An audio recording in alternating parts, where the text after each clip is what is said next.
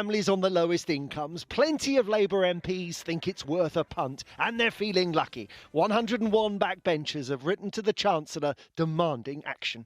We think the polluter pays principle should apply to gambling in the same way that it applies to tobacco or alcohol.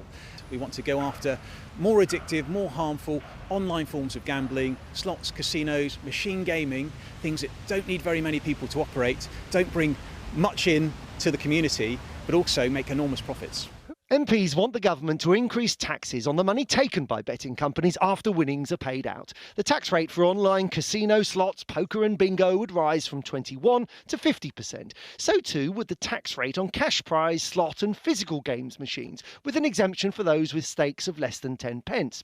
And the tax rate on bets on sporting events made in shops and online would rise from 15% to 30%, although horse racing would be excluded.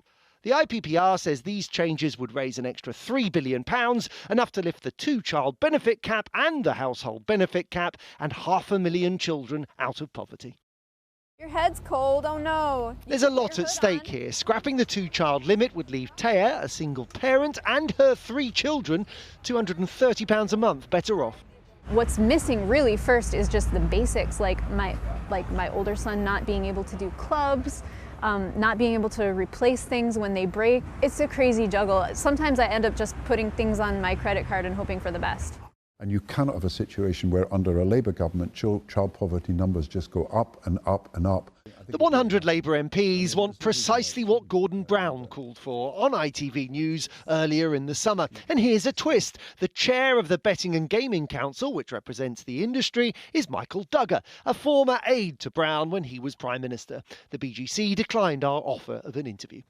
The BGC is headquartered in this building, in the shadow of Parliament. In a statement, it told us what is proposed would harm jobs, investment and sports funding, while failing to deliver more revenue. The statement adds, every time the Treasury squeezes the regulated sector, it strengthens the unsafe black market, which pays no tax, offers no consumer protection and puts UK jobs and growth at risk.